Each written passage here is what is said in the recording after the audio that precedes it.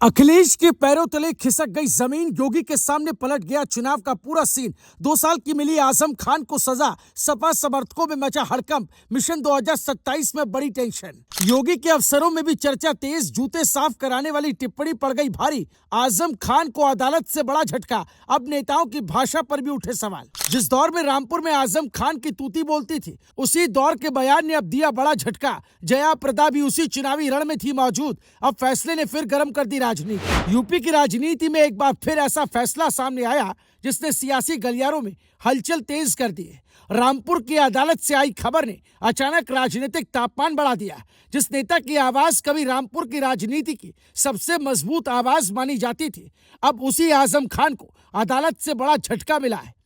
फैसले के बाद चर्चा फिर सजा तक सीमित नहीं रही, बल्कि अब इसके राजनीतिक असर की भी खूब बातें होने लगी है। समाजवादी पार्टी के गलियारों में बेचैनी है, तो दूसरी तरफ राजनीतिक विरोधी भी इस पूरे घटनाक्रम पर नजर बनाए हुए हैं। सवाल यह उठ रहा है कि क्या इस फैसले का असर आने वाले समय में समाजवादी पार्टी की रणनीति पर भी पड़ेगा, क्योंकि उत्तर प्रदेश में चुनावी राजनीति कभी सिर्फ चुनाव तक सीमित नहीं रही, बल्कि हर बड़ा फैसला आने वाले समीकरणों को भी प्रभावित करता दिखाई देता है।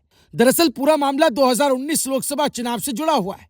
वही चुनाव जिसने रामपुर की सीट को राष्ट्रीय चर्चा का विषय बना दिया था। उस समय रामपुर की लड़ाई सिर्फ 2 उम्मीदवारों के बीच नहीं मानी जा रही थी, बल्कि इसे प्रतिष्ठा की लड़ाई भी बताया जा रहा था। एक तरफ समाजवादी पार्टी के बड़े नेता आजम खान मैदान में थे, तो दूसरी तरफ भारतीय जनता पार्टी की उम्मीदवार जया प्रदा चुनावी रण में थी। चुनावी माहौल बेहद गर्म था और मंचों से लगातार बड़े बड़े बयान दिए जा रहे थे।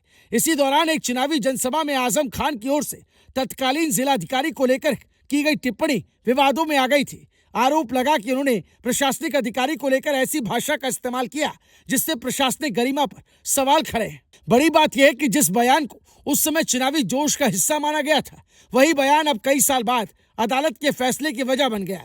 इस बयान के बाद प्रशासनिक अधिकारियों की ओर से कड़ी आपत्ति दर्ज कराई गई थी। मामला वोट थाने तक पहुंचा और फिर कानूनी प्रक्रिया शुरू हुई। पुलिस ने जांच के बाद अदालत में चार्जशीट दाखिल की और इसके बाद लंबे समय तक इस मामले में सुनवाई चलती रही। सुनवाई के दौरान अभियोजन पक्ष ने कई गवाहों के बयान दर्ज कराए।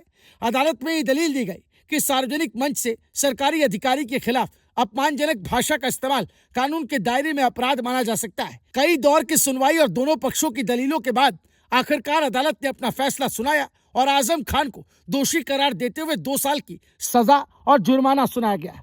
अब इस फैसले के बाद राजनीतिक चर्चा और तेज हो गई, क्योंकि आजम खान सिर्फ एक नेता नहीं, बल्कि समाजवादी राजनीति का बड़ा चेहरा माने जाते रहे। रामपुर की राजनीति में उनकी पकड़ को लेकर लंबे समय तक चर्चा होती रही। यही वजह है कि अदालत के फैसले के बाद समाजवादी पार्टी के समर्थकों के बीच कई तरह की प्रतिक्रियाएं देखने को मिल रही हैं।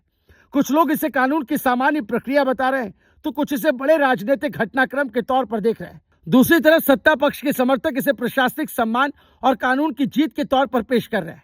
राजनीति में कई बार मंच पर बोले गए शब्द चुनाव खत्म होने के बाद भी खत्म नहीं होते, उनका असर सालों बाद तक दिखाई देता है। उधर इस पूरे मामले के बीच अखिलेश यादव की रणनीति पर भी नजरें टिक गई है, क्योंकि समाजवादी पार्टी पहले से ही कई मोर्चों पर चुनौतियों का सामना कर रही है।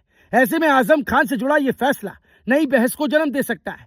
राजनीतिक जानकारों का मानना है कि उत्तर प्रदेश की राजनीति में बड़े नेताओं से जुड़े फैसले हमेशा चुनावी गणित पर असर डालते हैं। वहीं दूसरी तरफ योगी सरकार के समर्थक इसे प्रशासनिक गरिमा और कानून के सम्मान से जोड़कर देख रहे हैं। फिलहाल अदालत के फैसले ने इतना जरूर साफ कर दिया कि चुनावी मंच पर बोले गए शब्द कभी कभी सालों बाद भी पीछा नहीं छोड़ते। अब सबकी नजर इस बात पर है कि इस फैसले के बाद समाजवादी पार्टी और उत्तर प्रदेश की राजनीति में आगे कौन सा नया मोड़ सामने आता है। Bureau report, news live TV.